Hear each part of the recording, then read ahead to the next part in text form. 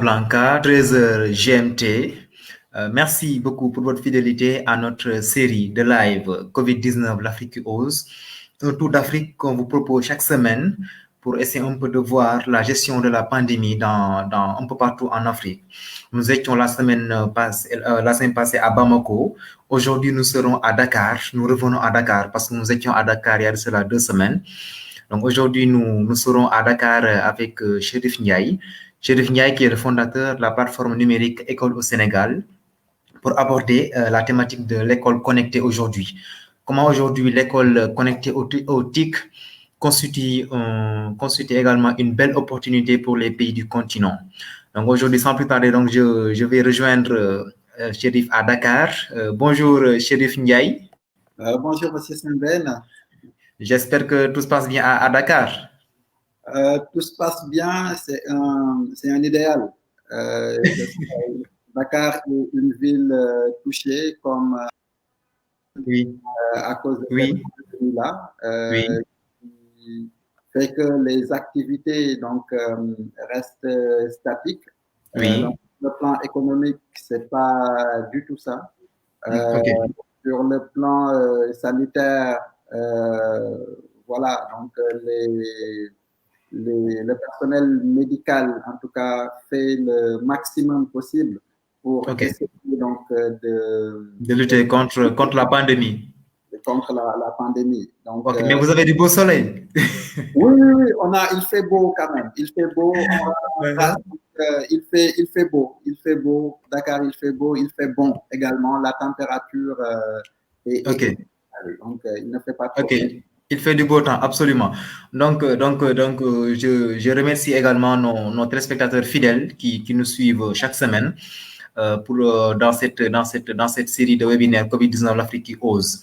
Je vous rappelle également que ce webinaire est proposé par le groupe Afrique Challenge de l'Afrique qui ose, notre groupe spécialisé dans le conseil en management, qui est un groupe de conseil en management autant pour moi, donc qui fait de la formation, du renforcement de capacités pour des entreprises en Afrique, des cadres d'entreprises en Afrique, forts de plus de 20 ans d'expérience. Donc nous faisons également tout ce qui est management, conseil en management, tout ce qui est également voyage d'études au niveau des pays, surtout en Asie du Sud-Est, pour faire du benchmarking des meilleures pratiques de ces pays qu'on pourrait adopter en Afrique également dans notre environnement. Nous faisons également de l'évacuation sanitaire et de la prise en charge sanitaire à travers notre filiale Hippocrate Medical Assistance. Nous faisons également des events, des événements, notamment des colonies de vacances ou bien des masterclass également, de même que comment dirais-je, des Incoterms qu'on propose aux entreprises. Donc, c'est toute une panoplie de services qui sont mises à la disposition des entreprises du continent, aussi bien au niveau de la formation, renforcement de capacité, au niveau de la santé, au niveau également de l'événementiel, au niveau également de l'édition, à travers notre revue phare que vous connaissez sans doute, African Business Journal, une revue bimestrielle qui met la loupe sur l'actualité économique, les grands dossiers économiques du continent d'aujourd'hui et de demain, mais également la publication d'ouvrages économiques sur de grandes thématiques du continent. Donc, pour plus d'infos, n'hésitez pas à visiter notre site l'afriquequiose.com, l'afriquequiose.com. Donc comme nous vous l'avions annoncé au niveau de l'affiche, l'école connectée au TIC, c'est la thématique aujourd'hui de ce 7e live. Nous sommes à Dakar avec Chérif Ndiaye. Donc, Chérif, on va débuter avec l'actualité brûlante au Sénégal. Au Sénégal, aujourd'hui, l'actualité brûlante, c'est l'annulation de la reprise des cours pour les classes d'examen. L'État du Sénégal avait annoncé la reprise des cours ce 2 juin. À la grande surprise, un communiqué du ministère de l'Éducation nationale publié hier tard dans la nuit a annoncé l'annulation de la reprise de ces cours pour les classes d'examen. Que vous inspire cette décision? Une surprise ou bien ce qui devait se passer finalement? Merci beaucoup, Eliman, pour cette question. Permettez-moi, à l'entame donc de notre entretien, Oui. de saluer l'ensemble donc des internautes qui nous suivent et de rendre un hommage mérité au corps enseignant. Donc, ces soldats de l'éducation qui, vous avez vu la motivation qu'il y a eu quand on a annoncé donc, la reprise des classes ce 2 juin 2020. Ces enseignants-là, qui, une grosse partie d'entre eux, vivent donc en pôle urbain, comme Dakar, dans les villes. Et quand on sait qu'au Sénégal, quand même, la cartographie scolaire fait que plus de 60% des salles de classe se trouvent en milieu rural. Donc, ces enseignants-là étaient obligés donc, de retourner vers donc, leur lieu d'affectation pour pouvoir prendre en charge les élèves donc, des classes d'examen, parce que cette reprise était juste pour les élèves donc, en classe d'examen, de troisième et terminale. Terminale, oui. Donc, c'est une population à peu près de 550 000 élèves qui étaient attendus pour cette reprise. Malheureusement, les moyens n'ont pas suffi. En tout cas, pour accompagner cette reprise-là, les enseignants ont la planification déjà. Ça veut dire qu'ils ont tous été convoqués sur une période de 72 heures. 72 heures pour rallier des villes, des fois, qui sont distantes de 400 km. Oui. Dans un site, peut-être, où, voilà, dans un site d'accueil, les terminus, donc, pour prendre les bus qui ont été affrétés, voilà, ils se sont entassés.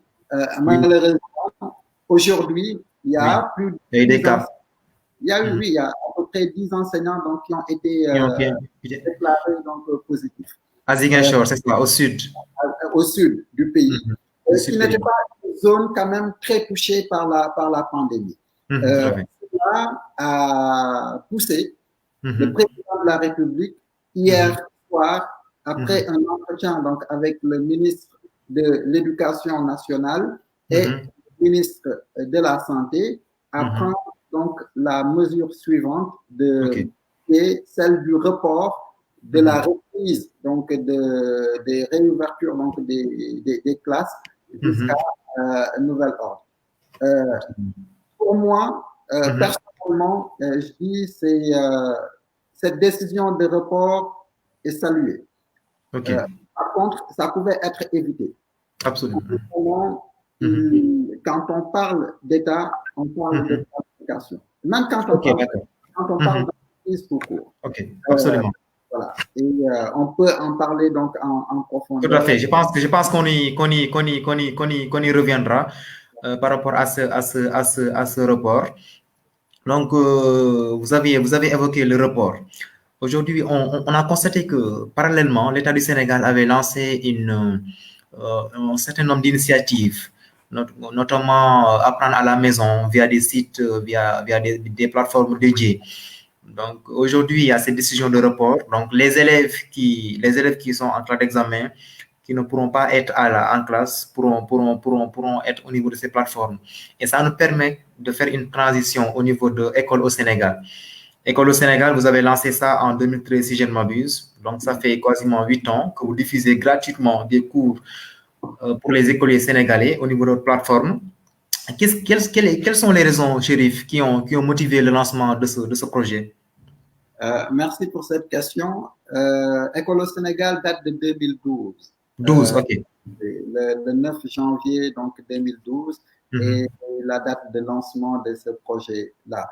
2013, peut-être c'est l'année où on a démarré ce qu'on fait actuellement, ça veut dire les cours en ligne 100% vidéo. Quand on lance la plateforme, c'était un lancement, mais ce n'était pas des cours 100% vidéo, c'était au début des cours en PDF. Voilà. C'est la version 2 d'École Sénégal, donc la deuxième génération, qui est actuellement connue comme étant une plateforme qui diffuse donc des cours en vidéo. Donc, cette date de 2013, effectivement. Ce qui nous a motivé à lancer une telle initiative, 2012 était une année électorale. Tout à fait. Au Sénégal. Quand on parle d'année électorale, la présidentielle. La présidentielle de 2012. On parle également d'année scolaire hachée. Le terme n'est pas exagéré, c'est le cas, parce que c'est l'occasion pour les syndicats de mettre donc des plateformes revendicatives qui datent peut-être des dernières années d'exercice que l'État n'a pas pu résoudre. Et beaucoup de grèves. On parlait d'une possibilité donc d'année blanche. Parce qu'il y a eu plus de 4 mois quasiment de grève. Si ce ne sont pas les enseignants, ce sont les élèves, ainsi de suite. Et je me dis, connaissant le système, quoi qu'il advienne, une année blanche coûte excessivement cher. Ce n'est pas pour rien que l'État du Sénégal n'a pas encore prononcé le mot année blanche depuis la pandémie.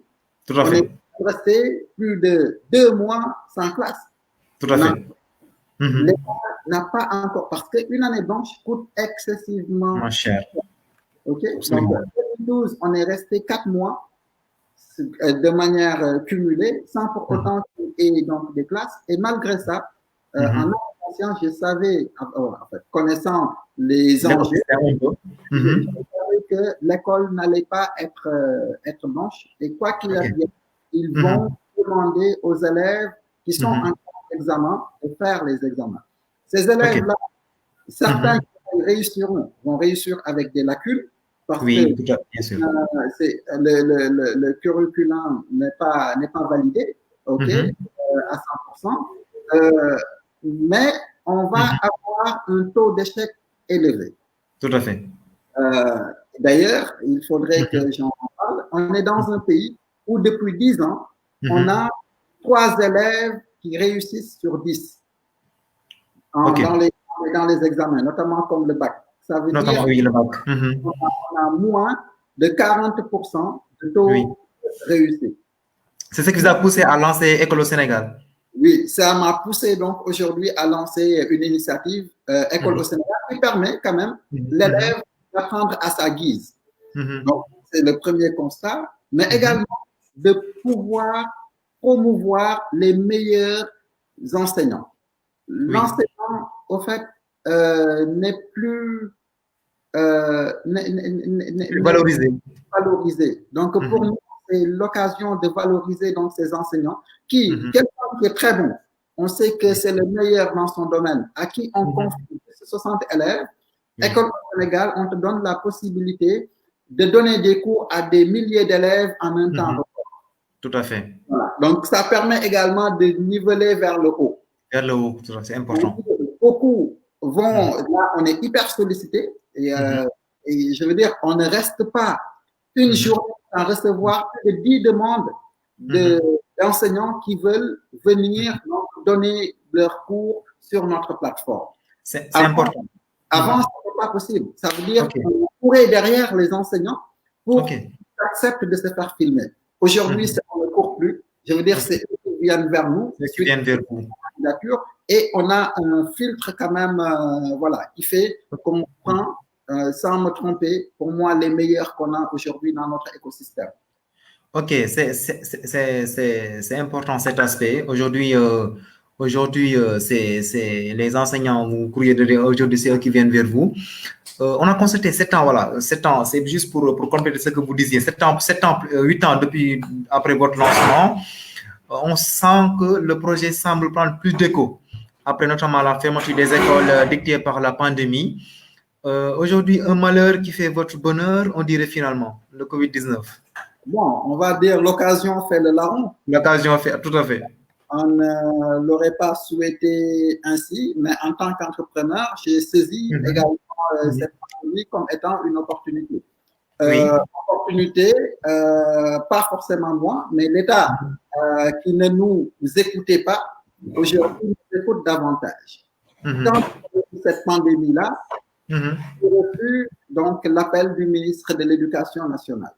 J'avoue que le nouveau, je n'ai pas fait d'effort, en tout cas pour le contacter, parce que ses prédécesseurs, on les a contactés à maintes reprises, il n'y a jamais eu de succès. Donc, lui, quand il a eu écho de ce qu'on faisait, donc il y a le cabinet donc, du président de la République, il nous a saisis pour voir comment est-ce que École au Sénégal peut être mis à disposition donc, du ministère de l'Éducation nationale. Donc, on a fait cette réunion-là et pour faire la transition donc, avec les plateformes que vous avez citées, on s'est rendu compte qu'on était la plateforme qui avait plus de ressources. Et pour nous, en tant qu'entrepreneur social, c'était pas l'occasion de venir parler argent ou de monnaie, quoi que ce soit. On leur a dit, ça, on l'a fait pour notre pays, pour les élèves sénégalais et africains, et on vous donne donc les codes d'accès gracieusement. Toutes les ressources. Donc, il a été très surpris. Pareil pour ses collaborateurs. Donc, le fait de lui demander aucun franc parce que les cours, c'était déjà produit. À l'époque, quand je le rencontrais, on avait déjà plus de 700 cours. 700 cours pour un pays, ça veut dire qu'il faudrait rester peut-être 2 ans si vous voulez produire un cours par jour. Vous voyez, là, en termes de ça coûte, un cours me coûte un cours 50 000 francs en moyenne. Un cours vous coûte 50 000 francs 000 francs en moyenne. Il faut savoir que sur la plateforme École au Sénégal, aujourd'hui, les enseignants, je veux dire, on les intéresse. Ils sont intéressés. Il y a des jours, si je prends la journée d'hier et d'avant-hier, hier, on a produit 7 cours. 7 cours. Pour la journée. C'est pour vous dire à peu près, en termes de ressources financières, ce que ça peut constituer pour une start-up, si on peut m'appeler encore start-up, ce que ça peut coûter. Et tout ça, en un moment même, il y a une discussion en interne où les gens, il faudrait qu'on arrête de faire du gratuit parce que quand tu fais du gratuit, les gens disent ceci, ainsi de suite. J'ai dit non. Quelqu'un qui veut apprendre, quand il voit le niveau de nos enseignants, la qualité des cours qui est dispensée, je veux dire, ne peut pas dire que c'est du shit, même s'il ne paie rien. On ne peut pas, nous, se permettre de dire on veut démocratiser l'accès à l'éducation de qualité et demander après à ce que l'élève supporte. L'élève puisse payer pour accéder à la plateforme. Maintenant, il y a des contraintes. Donc, les contraintes sont la principale contrainte est la barrière technologique. Peut-être que vous alliez. Voilà, j'y reviendrai par rapport à cette, effectivement, par rapport à cette fracture numérique. Aujourd'hui, vous avez abordé le rythme des cours au niveau de votre plateforme. Est-ce qu'on peut avoir des statistiques aujourd'hui sur le nombre de cours qui ont été diffusés depuis le lancement? J'imagine que ça a dû exploser avec le Covid-19. Oui, le nombre de cours qui a été, depuis le lancement, là, on est à 823 cours. 823 cours pour toutes les classes, quoi, en fait. Pour l'instant, on ne touche pas toutes les classes. On n'a pas touché toutes les classes. On a démarré au début, quand on lançait ça en 2013, les premiers cours vidéo. On avait juste pris les cours de mathématiques terminales. Mathématiques terminales S1. Parce que il fallait démarrer par un pilote. On ne pouvait pas prendre toutes les classes et toutes les matières. Absolument. On va prendre une matière qui pour nous cause plus problème aux élèves. Les mathématiques, c'est une casse-tête pour. On a démarré donc, les mathématiques terminales et après, une fois qu'on a clôturé donc les mathématiques, on a pris tout ce qui est physique chimie. Quand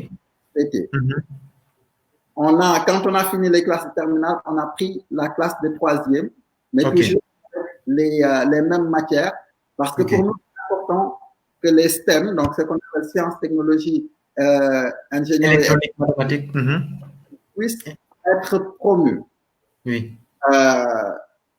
Aujourd'hui, on va vers des élèves qui vont aussi bien toucher les sciences que les lettres. Ok, d'accord, d'accord. Tout à fait. Sinon, c'est important ce que parce qu'en fait, je dois gérer aussi le timing avant que la plateforme ne me. Aujourd'hui, au niveau côté statistique, est-ce qu'on peut avoir des chiffres rapidement? Oui, vous pouvez avoir des chiffres. Aujourd'hui, on a par jour, oui, depuis qu'on a eu cette pandémie-là, 70 000 visites jour. 70 000 visites par jour. En termes et parce que les visites ne sont pas forcément des abonnés de notre chaîne. Absolument, oui. Parce que sur les 70 000 visites, 30% proviennent des abonnés. Le reste ne sont pas des abonnés. Tout à fait. De la chaîne. Sur la chaîne YouTube, on a 33 000 abonnés. OK. Sur la chaîne. Au début Covid, on était à 25 000. OK. Il n'y a jamais eu également de sponsoring ou whatever donc de la chaîne. Boost également, il n'y a rien. OK. Tout à fait. On va laisser tel quel, pas de promo. Voilà. Nous, notre cœur de métier, c'est la production des cours. Donc, les cours de qualité feront eux-mêmes leur portrait. Aujourd'hui, ce qui a poussé peut-être les gens à venir s'abonner à la chaîne, c'est qu'il y a beaucoup de conventions qui ont été signées depuis le début de cette pandémie-là. Donc, conventions également avec des télés à qui on a donné donc nos ressources pour qu'ils puissent pour qu'elles puissent plutôt donc les diffuser. Les diffuser. On va aborder ça tout à l'heure aujourd'hui. Donc on a compris que vous avez 70 000 visites par jour et combien de cours en tout depuis lors? 829. Donc je donne 829. OK, c'est important. OK. Je donne également des chiffres sur les visites. Aujourd'hui, il n'y a que 37% qui proviennent du Sénégal. Il y a seulement 37% sur les 70 000 par jour qui proviennent du Sénégal. Qui proviennent du Sénégal. Donc, donc 37% au Sénégal, 14% donc, qui nous viennent de la Côte d'Ivoire, 6% de la France, 5% donc, du Cameroun, 5% également du Maroc, et après les autres pays viennent. Donc la Guinée, le Mali, et ainsi de suite. OK, c'est important, c'est important, c'est important. Nous reviendrons sur cet aspect. Donc, pour ceux qui viennent de nous prendre en cours, je rappelle que nous sommes avec Chérif Ndiaye, le fondateur de la plateforme numérique École au Sénégal, une plateforme qui diffuse gratuitement des cours pour les élèves du Sénégal depuis actuellement 8 ans. Donc, aujourd'hui, nous abordons avec lui l'école connectée au TIC dans ce contexte de Covid-19. Chérif, nous allons marquer une pause. Nous allons proposer à nos téléspectateurs une petite vidéo avant de revenir au niveau du studio. Donc, si la vidéo est prête, on peut la lancer.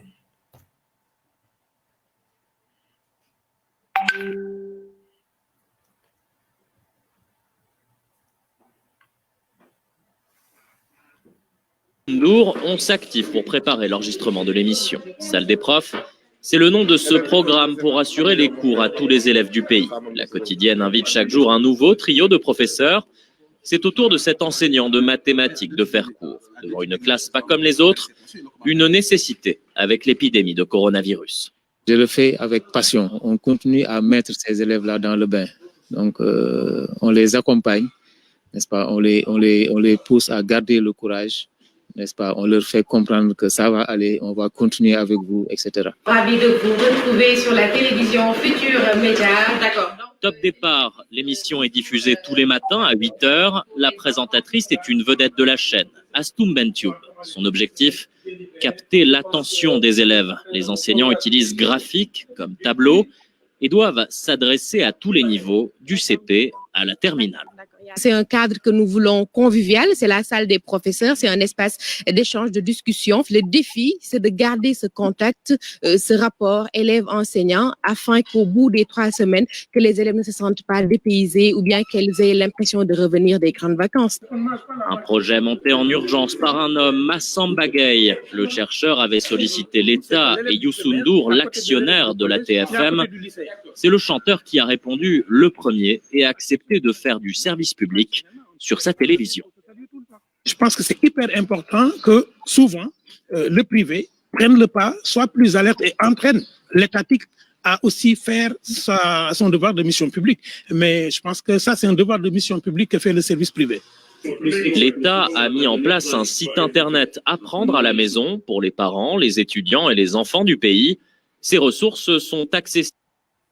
Ok, retour au studio avec Chérif. Donc c'est un reportage de TV5 Monde qu'on voulait vous proposer.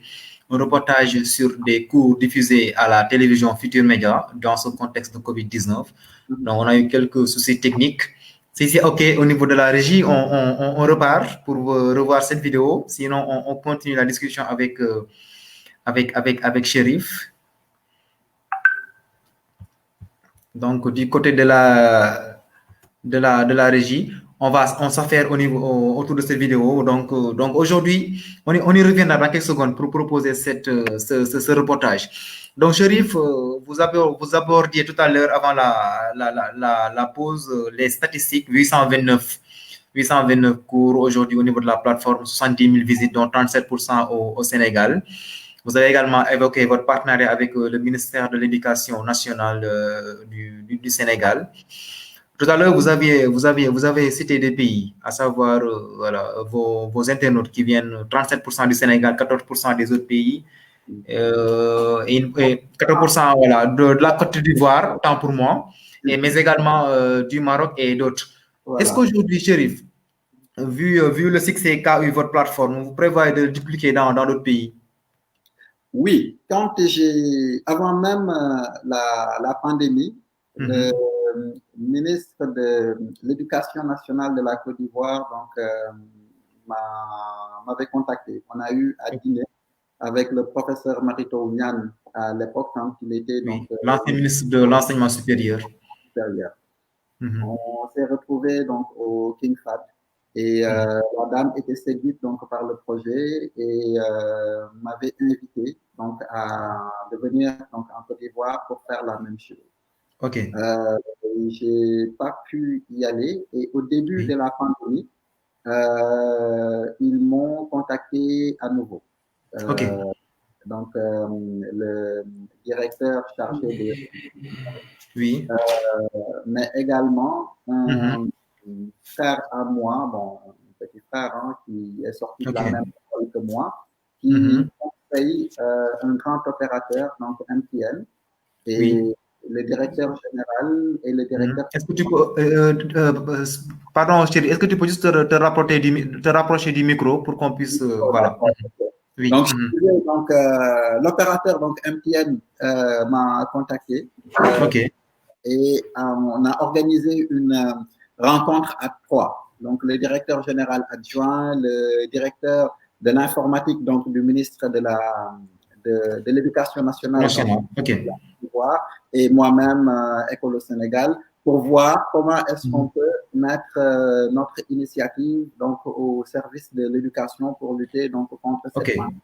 Donc, il y a la Côte d'Ivoire et est-ce qu'il y a d'autres pays dans lesquels vous souhaitez... Il y a le Mali. Il y a le Mali et également le Maroc. Le Maroc, que le fondateur de votre groupe est mon répondant là-bas. Monsieur Alioune Gueye. Monsieur Alioune Gueye, avec qui on est en discussion, peut-être bien avant même la Côte d'Ivoire, pour ouvrir une école au Maroc. Il faut savoir que pour école au Maroc, j'avais déjà même un site au niveau de Rabat. Voilà, que ESSEC Paris, le groupe ESSEC Paris a mis à ma disposition depuis 3 ans. Après, c'est des projets qui sont lourds. au Sénégal, je l'ai fait sur fonds propres.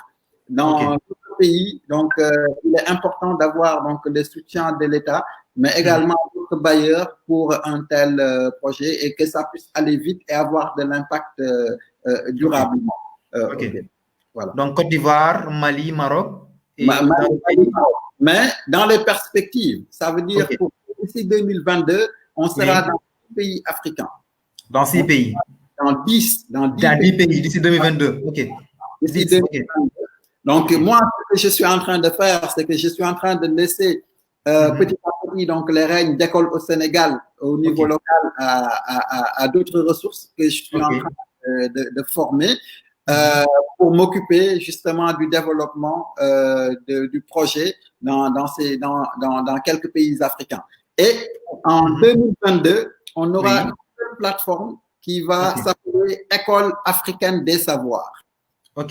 Donc, École africaine des savoirs va être une carte de l'Afrique où quand vous cliquez sur un pays, le Burundi par exemple, vous allez avoir l'ensemble du curricula du burundais de la 6e à la terminale en y incluant les langues nationales. Ça veut dire que le cours que vous êtes en train de suivre sur les arithmétiques, vous voulez lire ce cours-là en Swahili, en Lingala, en Wolof, en Pula, ça va être possible grâce à l'intelligence artificielle via la plateforme donc École africaine des savoirs, qui verra le jour, Inch'Allah, à l'horizon 2022.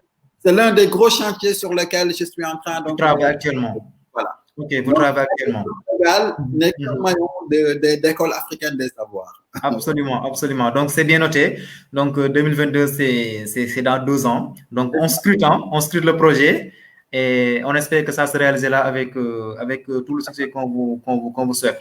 Donc, Chérif, nous allons retourner au niveau de la régie pour voir la vidéo de quelques minutes sur l'apprentissage dans les télévisions sénégalaises dans ce contexte de COVID-19 et on revient au studio. À vous, la régie. Donc, si la vidéo est prête, on y va.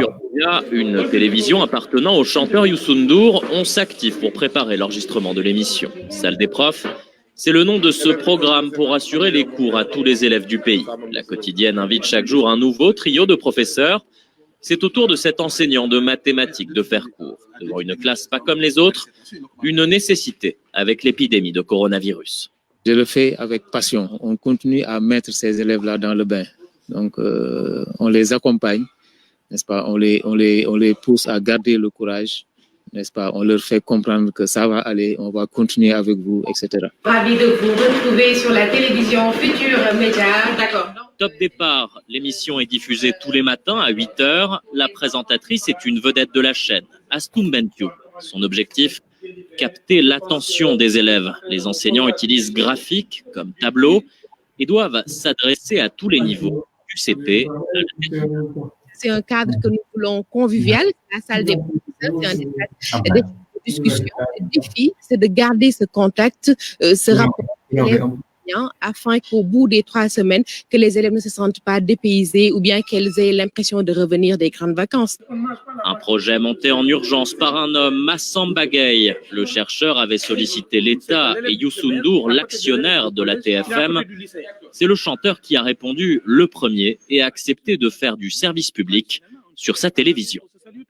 Je pense que c'est hyper important que souvent le privé prenne le pas, soit plus alerte et entraîne l'étatique à aussi faire son devoir de mission publique. Mais je pense que ça, c'est un devoir de mission publique que fait le service privé.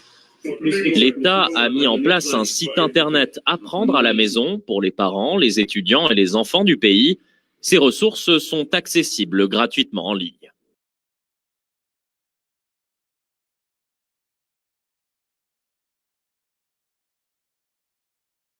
Au retour au studio, pour évoquer ce reportage, Chérif, nous avons suivi ce reportage de TV5 Monde sur les cours diffusés par la télévision Futur Média. Donc aujourd'hui, on assiste à une révolution quasiment. Donc aujourd'hui, c'est la télé-école quasiment, si on peut l'appeler ainsi. Donc c'est comme si aujourd'hui l'éducation à l'école, c'est quasiment ça devient une norme et non une exception. Oh, oui, en fait, révolution, le terme, je pense, est un peu exagéré. Innovation, disons. Oui, innovation. Le numérique est un accélérateur de croissance, au vrai sens du terme, s'il est maîtrisé par les acteurs. Mais cependant, j'ai des réserves sur la télécole par rapport à notre continent. Pourquoi? Pourquoi ces réserves? On est dans des pays où la télé se regarde en famille. Oui. OK? Tout le monde n'est pas dans le même niveau. Vous êtes en classe de terminale, on projette un cours sur les suites arithmétiques. Vous n'allez pas regarder ça avec... Les gens ne vont absolument rien comprendre et ils ne vont pas laisser la télécommande pour que vous regardiez donc ce cours de suite arithmétique quand il y a une série maîtresse d'un homme marié. Absolument, ça c'est clair. Donc, c'est pour cela que moi j'ai accepté de donner mes ressources à ces pour qu'ils puissent les mettre quand elles le souhaitent. Cependant, la télé ne peut pas remplacer Internet. Oui.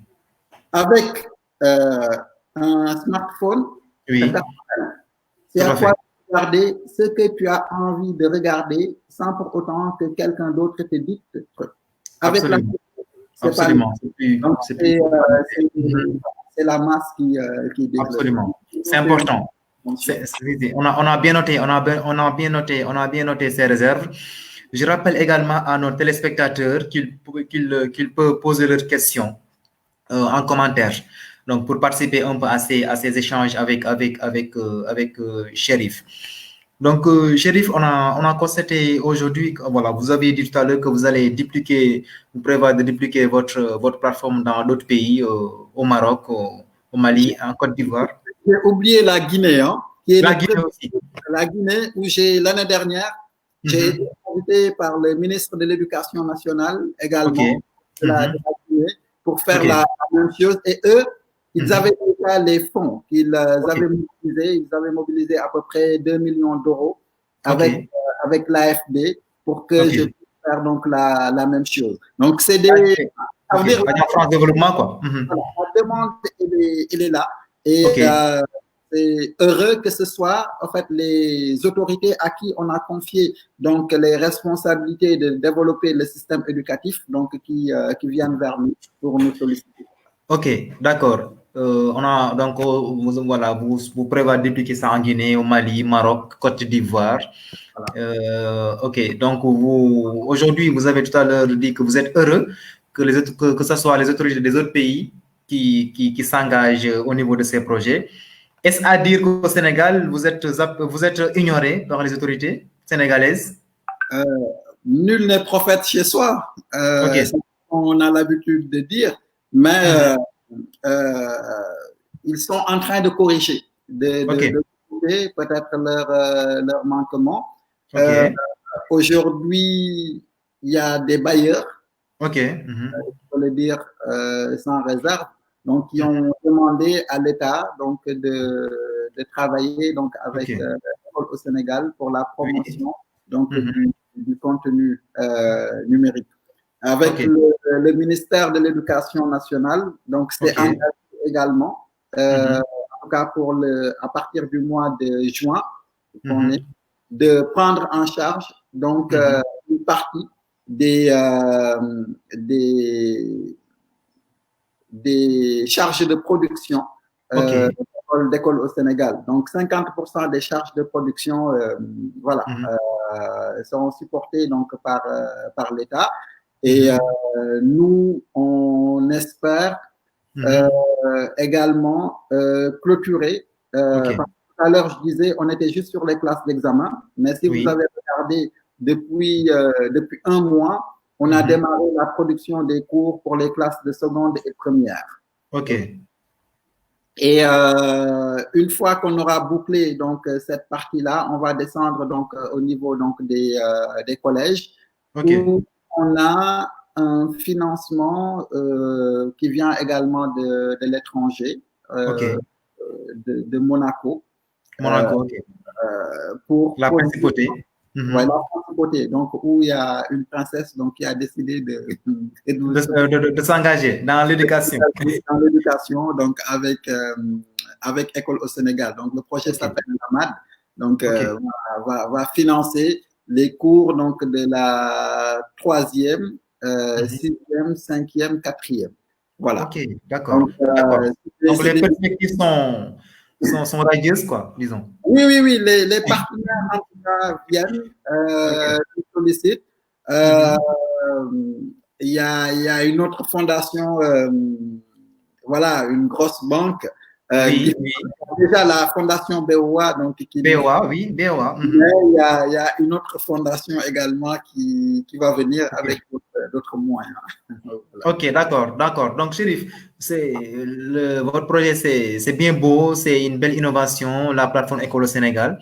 Mais aujourd'hui, comme vous le savez, sans nul doute, il y a beaucoup de zones, il y a beaucoup d'élèves qui n'ont pas accès à l'Internet, notamment dans les zones rurales.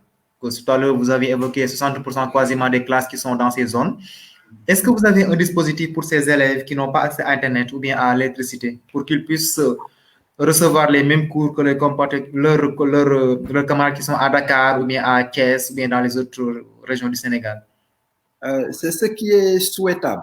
C'est ce qui est souhaitable. Mais je veux dire, nous, on fait notre part. Notre part, c'est la production de contenu.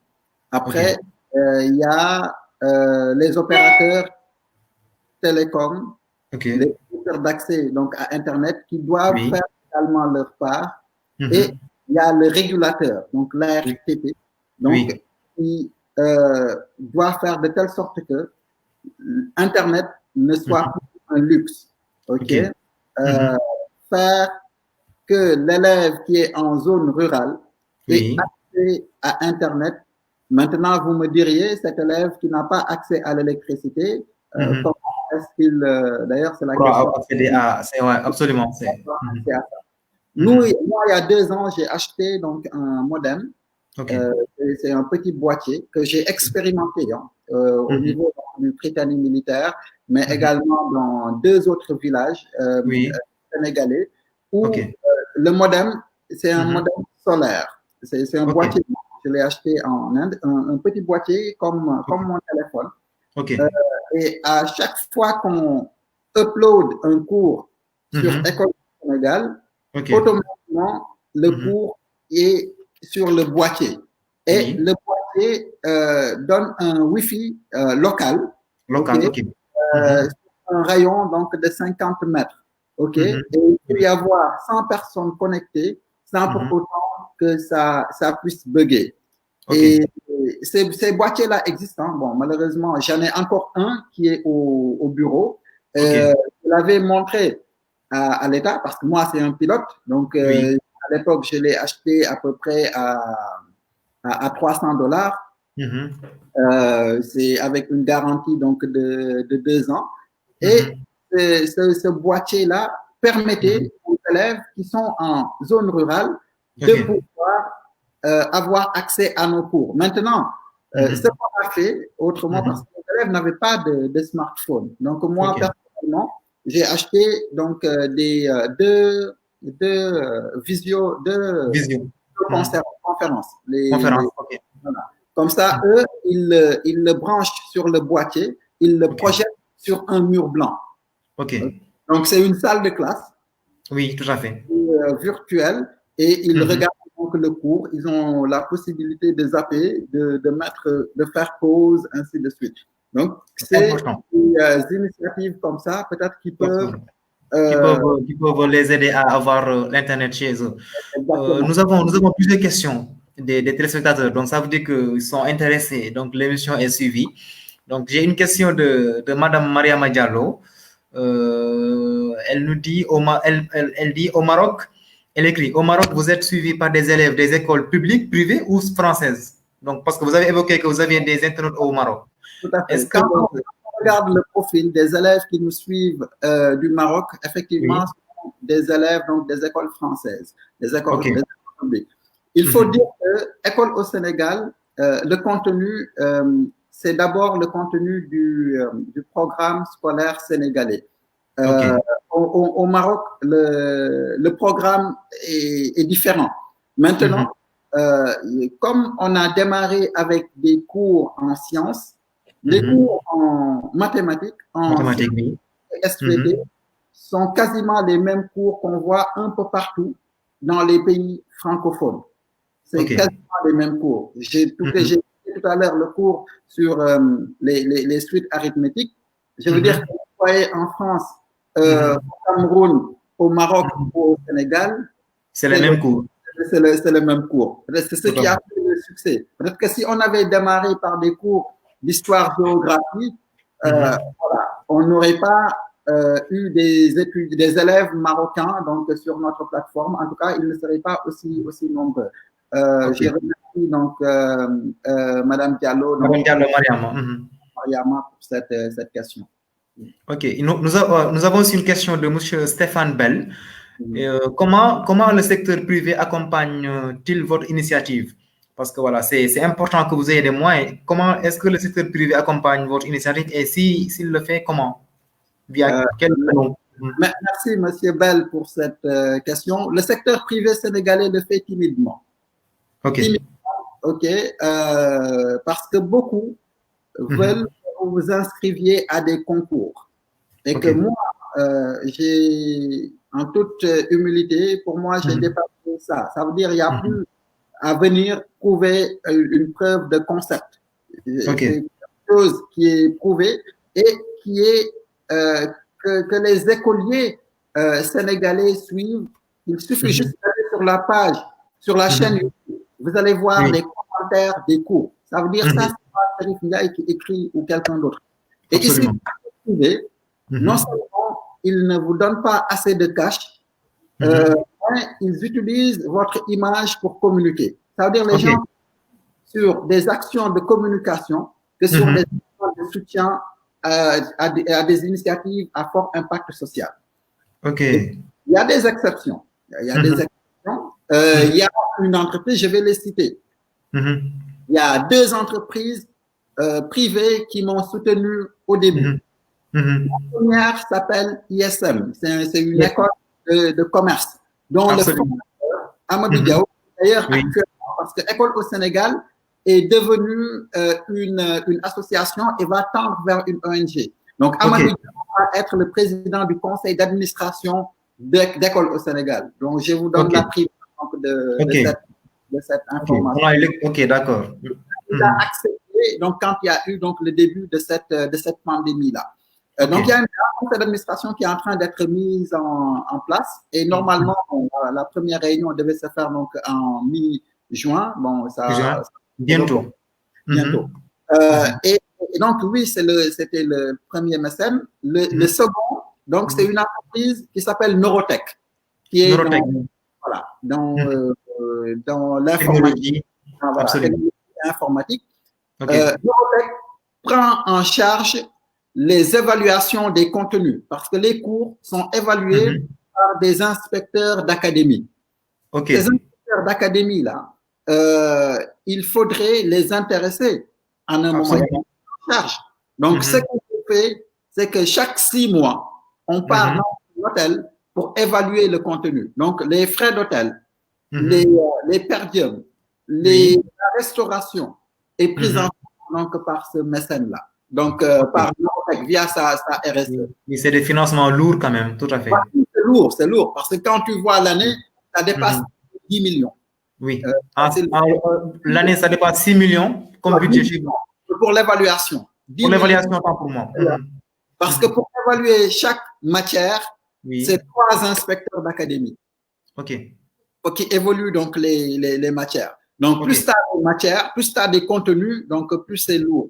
Et le dernier, donc, la dernière entreprise privée, en tout cas, qui nous a soutenus, c'est la fondation BOA. Donc, BOA, mais qui appartient donc à une du banque, groupe BOA, groupe marocain BOA. Oui. groupe marocain, qui a accepté donc cette année de prendre en charge à hauteur de 25 millions donc la masse, voilà, la masse salariale d'école au Sénégal.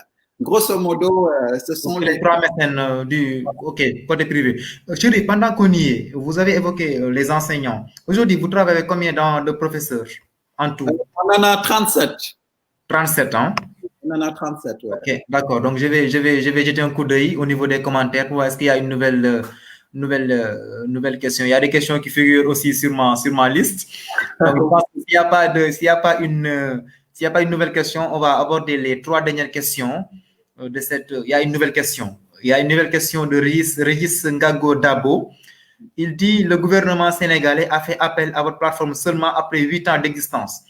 Vous l'avez dit dans un entretien que même le ministre de l'Éducation ne connaissait pas École au Sénégal. Qu'en pensez-vous? Je pense qu'il a répondu tout à l'heure à cette question. Il y a un projet qui est en cours avec l'État du Sénégal via la Banque mondiale pour que École au Sénégal puisse être le partenaire de l'État du Sénégal pour l'accompagner dans. Je vous l'ai dit en off. Je vous l'ai dit en off. Je l'ai pas dit dans le. Je l'ai pas dit dans le rêve. C'est pour ça que en fait, donc vas-y. Il y a un projet en cours aujourd'hui avec l'État du Sénégal donc, et la Banque mondiale qui fait que École au Sénégal va être le partenaire privilégié donc, de l'État pour la construction des contenus. Donc, la convention sera signée, je l'ai dit, après-demain. Normalement, on a l'exclusivité alors, waouh! Vous avez l'exclusivité. Donc, voilà. Donc, avec l'État c'est extraordinaire. Ok. Voilà, l'État du Sénégal connaissait, mais bon, après, c'est la personne décisionnaire ne s'intéressait pas peut-être trop mais aujourd'hui, voilà, la tendance est renversée grâce à la pandémie. Bon, absolument. Le bonheur des uns fait le bonheur des autres. Ok, d'accord. Absolument. Donc, Régis a répondu à votre question. En tout cas, on est gâtés parce qu'on a déjà 2 exclusivités.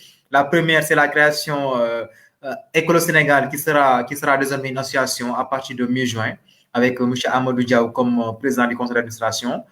La signature avec l'État du Sénégal via la Banque mondiale, 2e exclusivité. Nous aurons aussi une 3e exclusivité, Chérif, parce que vous avez un projet qui s'appelle École à l'hôpital. Est-ce que vous pouvez nous dire plus pour dévoiler ça pour la première fois aujourd'hui? Sur la première fois aux médias.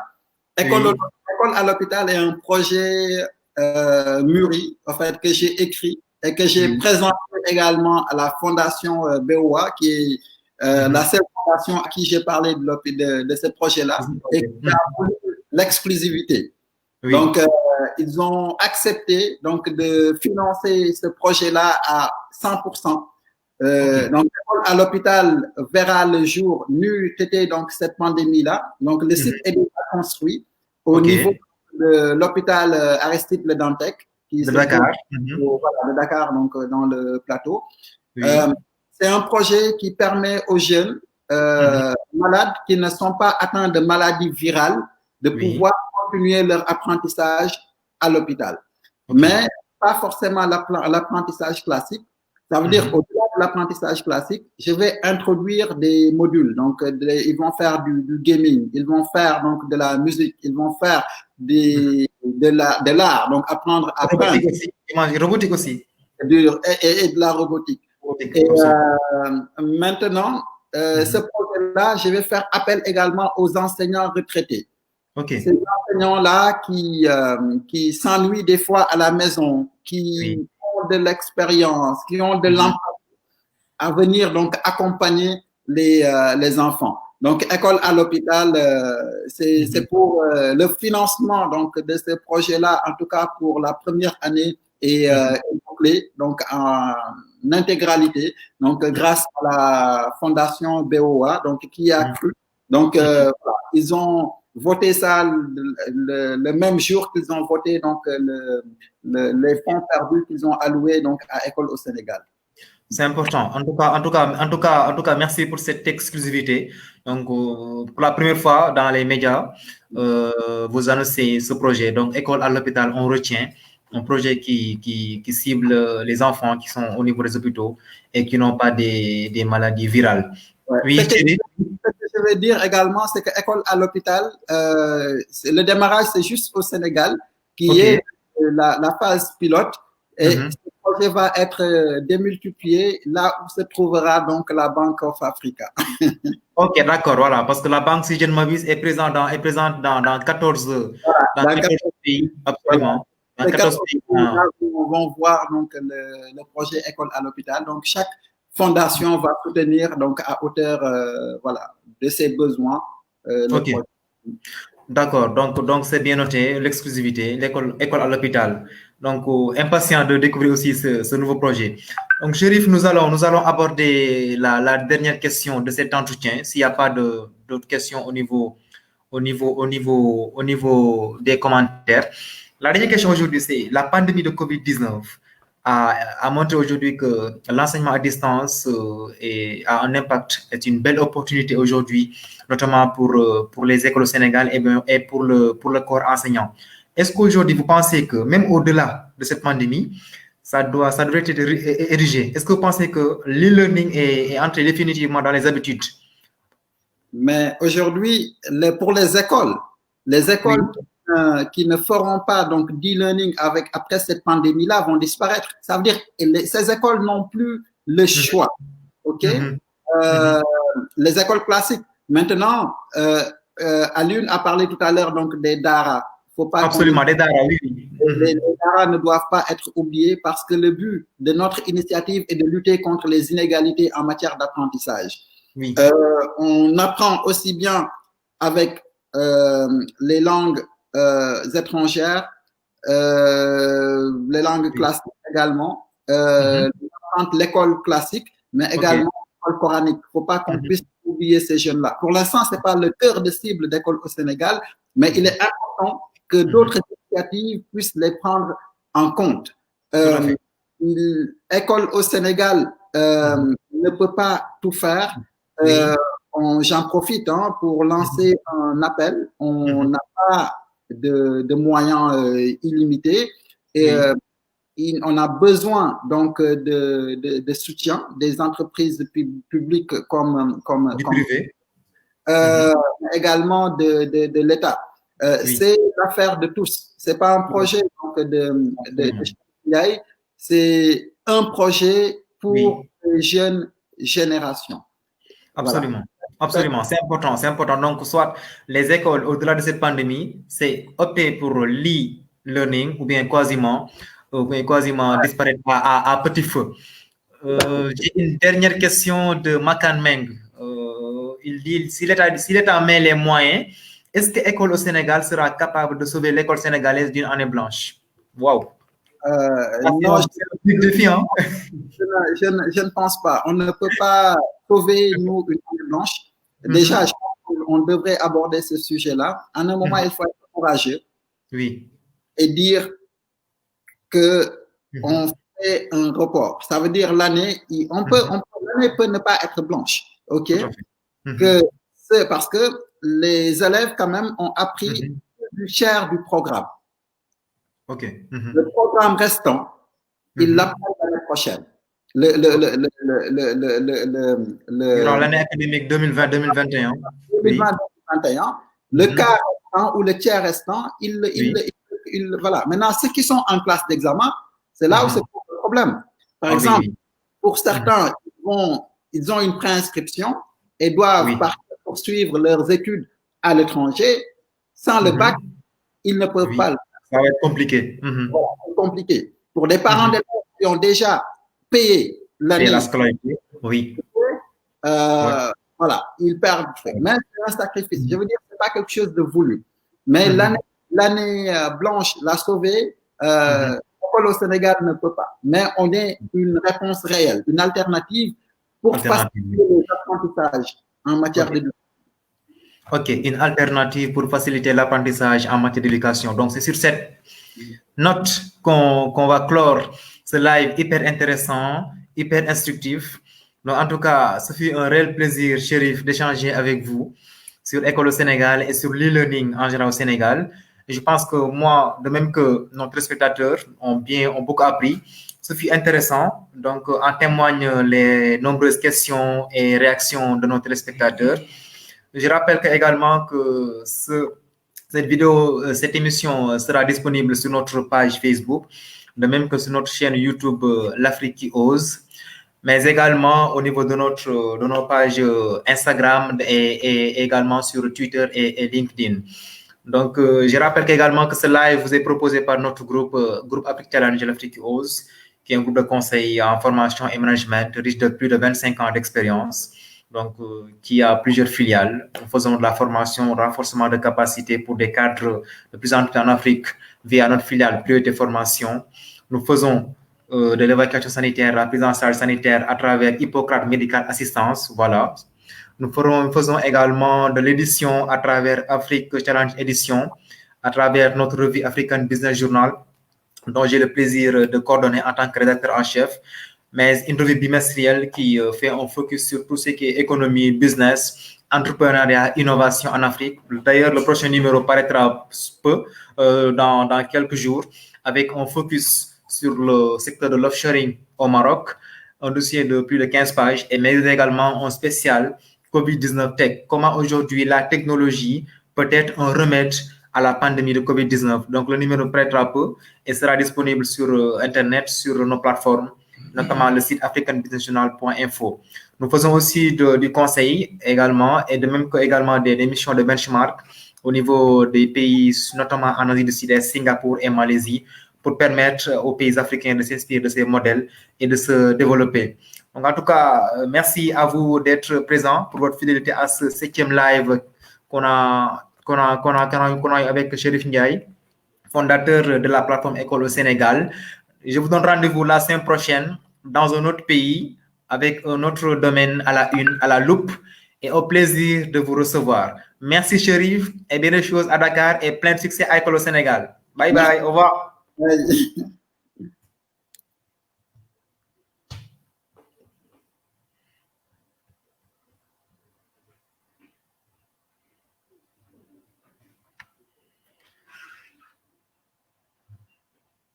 D'accord. Voilà.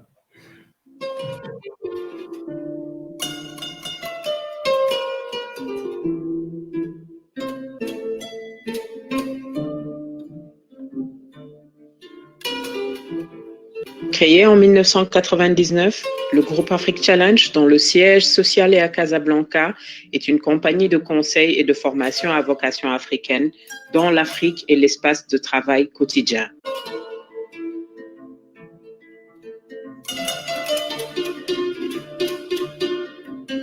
Le groupe dispose également de relais en Asie du Sud-Est, Singapour et Malaisie, pour faciliter la transposition des modèles de réussite des pays émergents asiatiques et les adapter à nos réalités locales.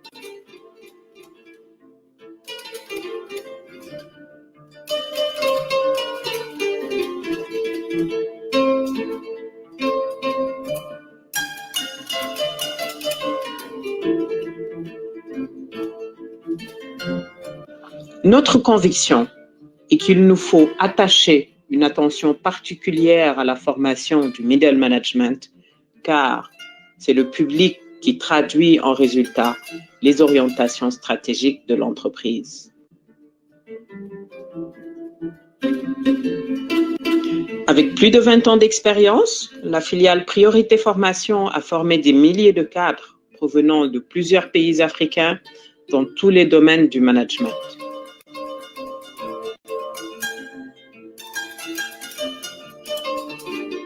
Hippocrate, filiale dédiée à la santé, a pour mission de conseiller, d'orienter médecins et patients vers les structures médicales les plus appropriées. Nous mettons également à la disposition des entreprises notre équipe d'experts pour l'optimisation des dépenses de santé au sein de leur entreprise.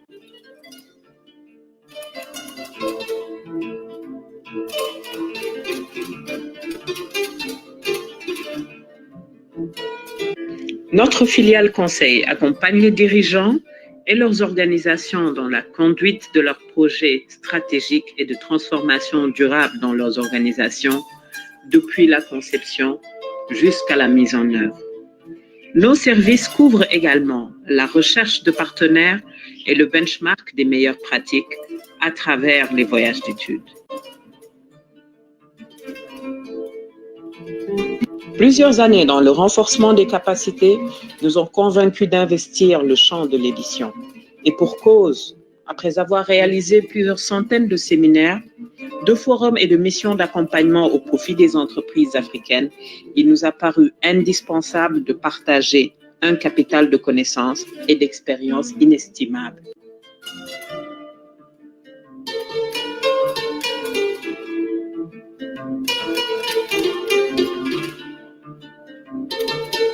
Notre conviction est qu'il nous faut inventer un management africain en nous appuyant sur nos valeurs culturelles, car l'expérience démontre les limites de la transférabilité des concepts anglo-saxons de management.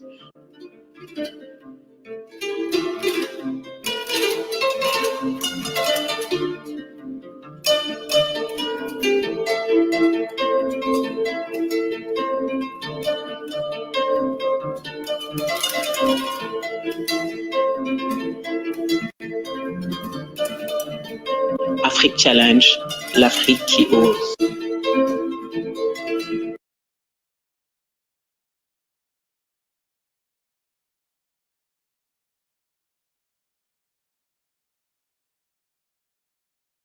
Hotep les Kémites, bienvenue pour une nouvelle vidéo.